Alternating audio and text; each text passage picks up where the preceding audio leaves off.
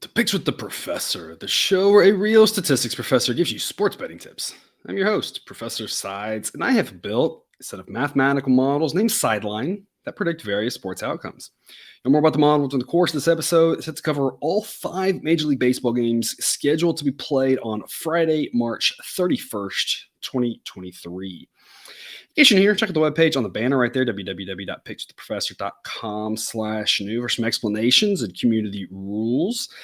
Today, I am able to cover all 5 games. Again, I mentioned this in yesterday's show. I just don't want to cover all 15, sometimes 16, 17 games every single day. That creates hour-long shows. For a lot of you, keeping the show to 20, 30 minutes is going to be better. I know not for all of you, unfortunately, but again, where we have more than 5 games, if you want those projections and picks, you want extra information, access to the Discord, the play of the day, all that fun stuff, you're going to get it all today on this show. But if you want it for all the games and all the days, sign up with us on Dub Club. That link's in the show description. But even if you're not there, I'm still thrilled to have you here. Remember, sports are unpredictable, so discussion here in this show projects a typical game. It does not try to forecast it to a T. That'd be a foolish and impossible goal. Take a long-term view on here and don't get distracted. When weird things happen, like Jacob deGrom against Aaron Nola, and they're at this count 17 runs through 5 innings in that game, because what in the world was that? That stuff happens, right? And it's just a reminder that baseball is a weird sport. It's about long-term success. You're going to hear me talk a lot about price sensitivity, because it really is. If you're just trying to bet 3 games, I mean, whatever, go do whatever you want. If you're just going to bet 3 games all season, right? But if you're betting day in and day out, weird things happen. We're not going to get distracted when a weird thing happens. What we're going to be thinking about is the big picture, always getting good prices. And in the long run, it's going to balance out for us and make for a profitable season. But something like this is just impossible to figure out beforehand. So one of these 5 games, something like that happens, I'm just going to say whatever. It happens. It's one game, right? What we're talking about is long-term results. So the idea being, again, as I'm always saying, good and bad variance will occur. So as much as I'd like to see it'll be profitable each and every day, that is an impossible reality for any gambler. So far, opening day, I'm recording this here on Thursday afternoon. Things are looking good for us. But again, like we always talk about, right? We're not going to get too high on one good day. We're not going to get too down on one bad day. Like I said, really, to me, the bottom line is if you took an alternate under in that Rangers Phillies game, alternate under 15.5, you'd have thought that had about 100% chance of happening, right? So you just never know when weird stuff's going to happen. Again, we're looking at long-term. That's why we're so price sensitive here. So many of you already know that. Many of you I'm preaching to the choir, but just in case that's not you, make sure you also check out the webpage, www.pickswiththeprofessor.com/moneyline, just kind of as a good reminder. If you haven't read up, I wrote up a little thing there to make sure we're always thinking about the prices. Unfortunately, today I'm going to make a pick I absolutely hate, but it's all about the price. We'll talk about it when we get there. But before we do that, some reminders. Please hit that like button if you're on YouTube. Also, if you aren't yet, please consider subscribing or following. It's free. And if you turn on notifications, you won't miss any of the college basketball, MLB, or college football content that this channel provides. A-grade moneyline plays are going to return 4 units. We're going to talk about the A-plus play of the day. Usually that's reserved for Dub Club, but there's only 5 games. I'm going to give you today. That one's going to return 5 units. B grades return 3, C 2. The idea is that the risk plus the win will equal the amount of units. That way we're risking proportionally more on favorites than dogs, not trying to figure out where to do a half and a 1.5. All that.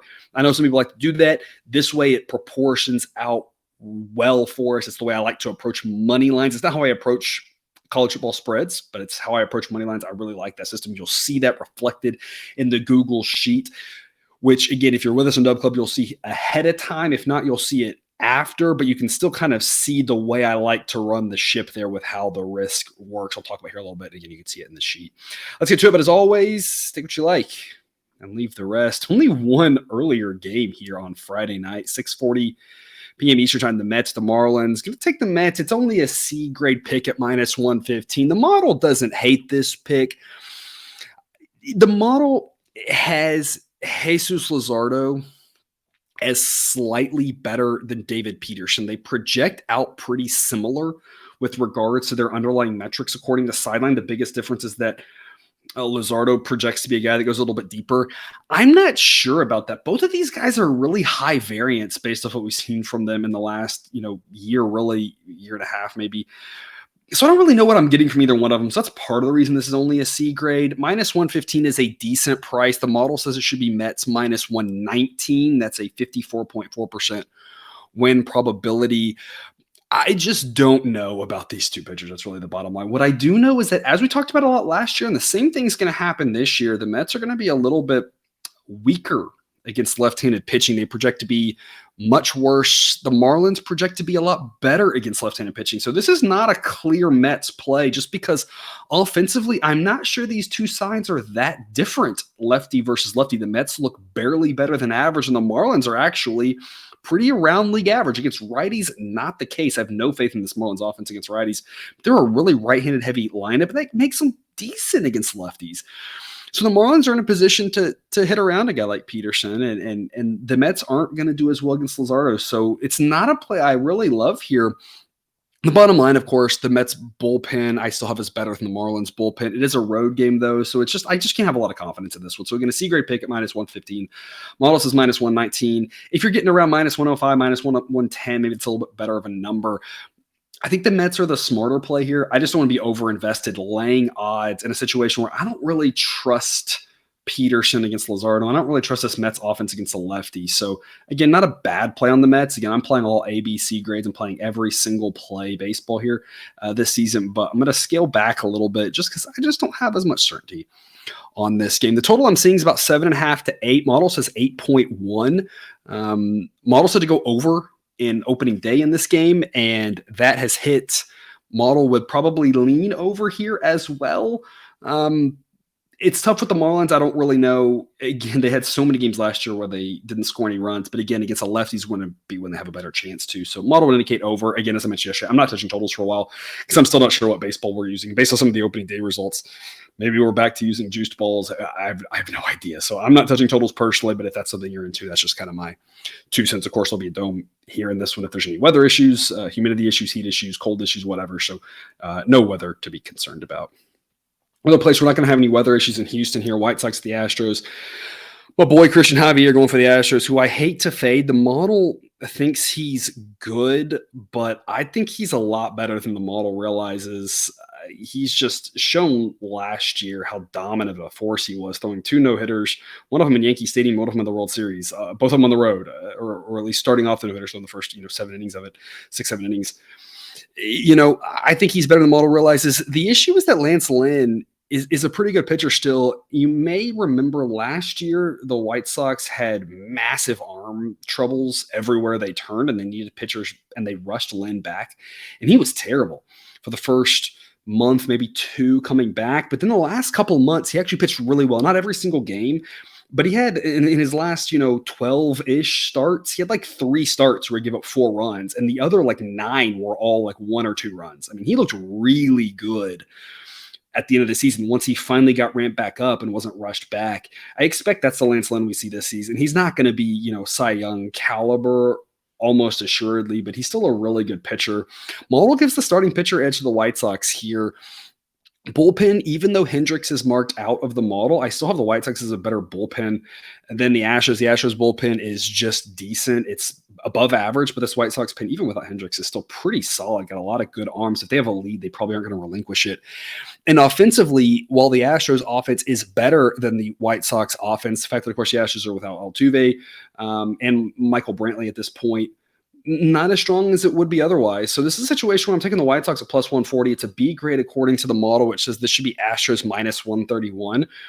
This is the one I teased in the opener here. The Astros, according to Sideline, win this 56.6% of the time. So the Astros are more likely to win, but at plus 140, this is a play that if we make this play 100 times, we know that we're only going to win, 43 or 44 of them, but going 44 and 56 at plus 140 would net us a profit. So again, we're always price sensitive here. We aren't just looking at who we think is going to win, who we think is going to lose. Because if we just look at who he's going to win, we're going to be playing a bunch of big favorites. And sometimes that's smart.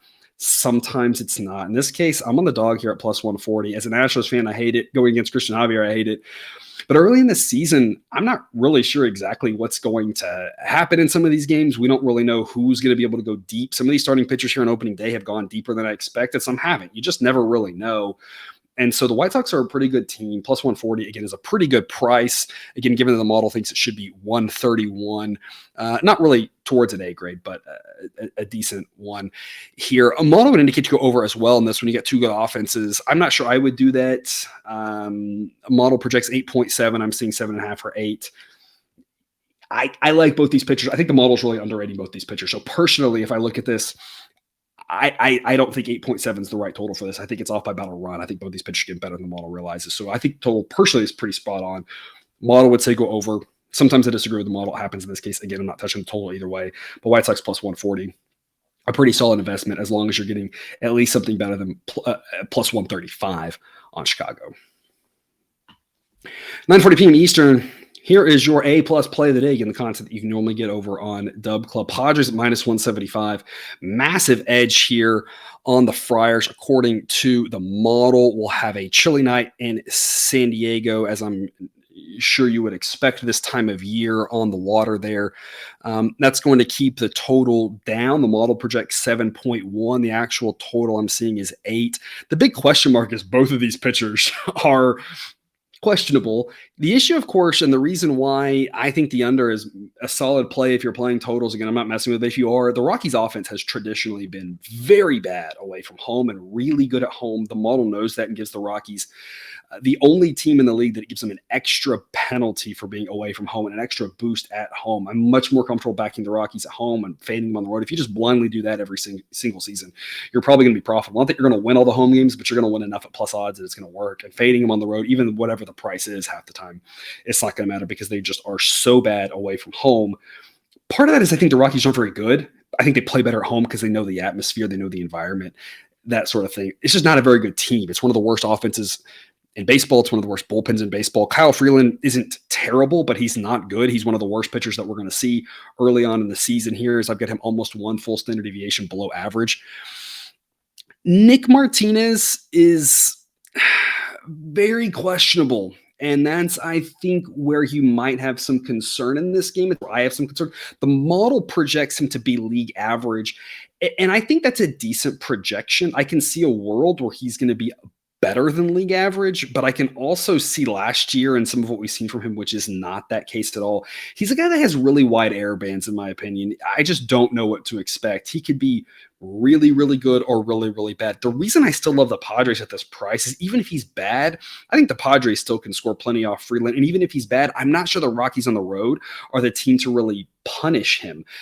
Dodgers at home, I feel like against Nick Martinez might put up a 10 spot, right? You know, Astros when they're fully healthy, right? The Mets, the whatever, right? All the good offenses in baseball. But I'm not sure the Rockies on the road are that team. So even though I'm not a huge Nick Martinez fan, and I think the model's probably overvaluing him, I still think there's a great play here on the Padres at a price at minus 175. Anything in the minus 100s, as long as it starts with a 1, is considered A plus territory in my mind. The model says it should be Padres minus 316 that they win this 76% of the time. Now, again, if it's been a while since you've been thinking about money lines, do remember that a small change in probability does make a large shift in the price as we get further away from even money. So that's evidenced by the fact that when you go from minus 300, which is 75%, to minus 400 is 80%. That's only a 5% difference, but it's a full dollar in price.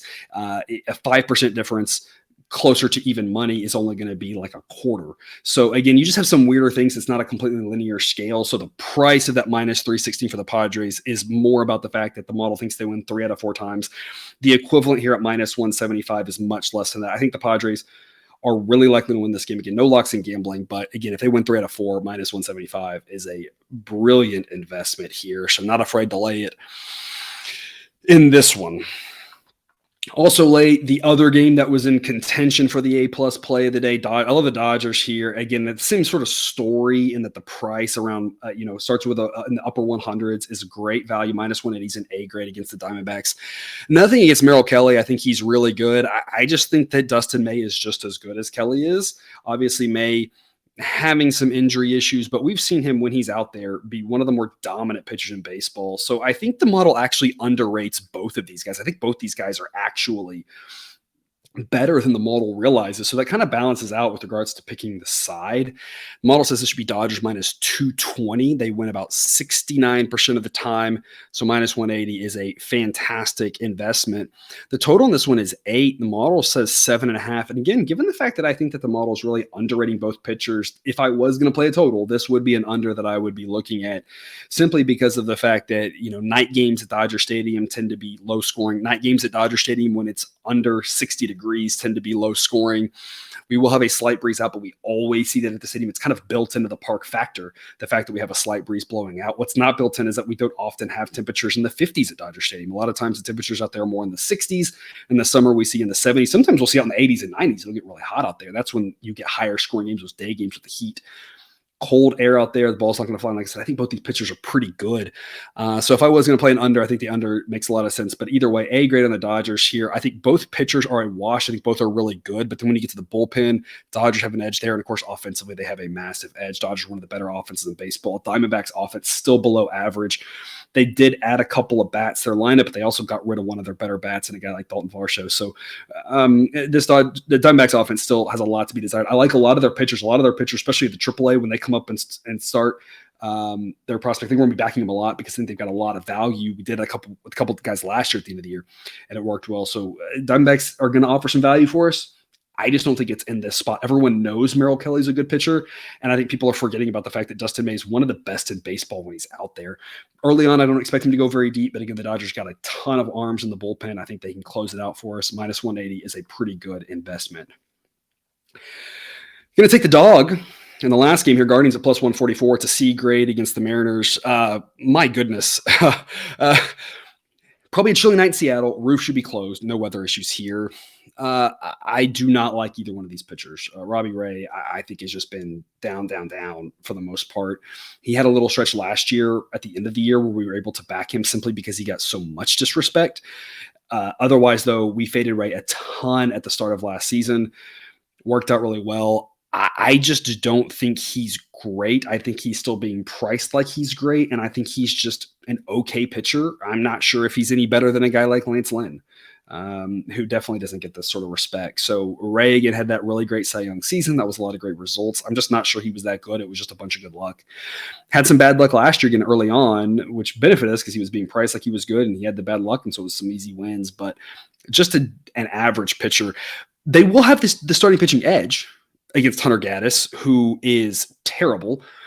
The model thinks he won't be quite as bad as he was last year, which is a really low bar to clear because last year was really bad. But I do think, at least in one of the games that he pitched last year, it was a situation where there was a doubleheader. If I remember correctly, the Guardians needed innings. And I think it was a go out there and you're going to throw 5 innings, so don't throw everything you got. And he got crushed. The good news for him is that Seattle's a pretty pitcher-friendly ballpark. And so if he gets crushed, maybe some of those go to the warning track. But the bottom line is that these two offenses are pretty similar. And I love this Guardians bullpen. I have to think the model's projecting how deep these guys go. I'm not expecting Gaddis to go 7 innings or 6 innings. If he does, and he pitches well, obviously that's good. If he does, and they're just trying to save their bullpen, great. This isn't that situation. It's game 2 of the season. Opening day hasn't happened for them yet. Again, I'm recording this Thursday afternoon. If they go 18 innings, sure, maybe they're going to try to save the bullpen. If they go 18 innings, they might call someone else up. I don't know. Weird things like that could happen. I'm going to count them. They're not going to 18 innings, especially now that we have the new extra inning rule, right? With the runner on second base, that's a permanent thing, for better or worse. The Guardians last year had some injury issues with some of their starters at the time of the season when Gaddis was pitching. They don't now. The only guys out is the guy who Gaddis is replacing, Tristan McKenzie. But they've still got Quantrill and Savali and Bieber around him. So they've got guys who can go 6-7 innings, allowing the Guardians to use their amazing bullpen, one of the best bullpens in baseball. We backed the Guardians. We backed both backed both of these teams. It's so sad that they're playing. We backed both these teams a ton last year. They were so good to us. part of the reason back the Guardians was because people didn't realize how good their bullpen was and how much of an effect that had on the games. And that's what I expect to see here. And that's why I think plus 144 is a decent investment on the Guardians here. It's not that I think they win half the time. It's just I think that there's enough value at this price long term that it's worth a shot, in my opinion, because all they need from Gaddis really is 2 times through the lineup, 4 innings, max of 5. They don't need more than that. And then they can start turning it over to those really good arms in the bullpen, especially if a guy like Bieber is able to give them 7 strong innings on opening night, which is obviously possible. They've got a lot of great arms. They're going to be able to use them, and that's going to help keep them in this game because Gaddis doesn't need to be a hero. And that kind of balances out the pitching and makes this closer to a coin toss than you would think it is. It's not a coin toss. Model says Mariners still win this 58% of the time, but that equates to a price of Mariners minus 138. So plus 144 on the Guardians, still a decent investment as long as it's a plus 140 or higher.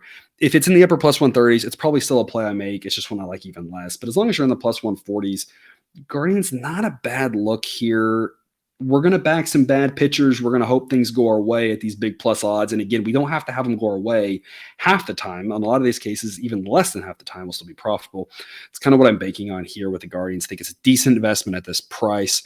Total is 7.5. Model says 7.9. Model thinks there could be some runs because of these pitchers. It's not a total that I would touch because, again, the Guardians could throw out a ton of great arms in the bullpen. It's a pitcher-friendly park.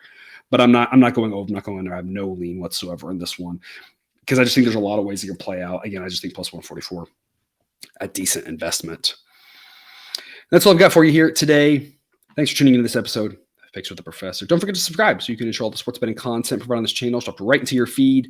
Be back again tomorrow with more baseball betting content. And until then, as always, best of luck. And remember, you can eat your betting money, but please don't bet your eating money.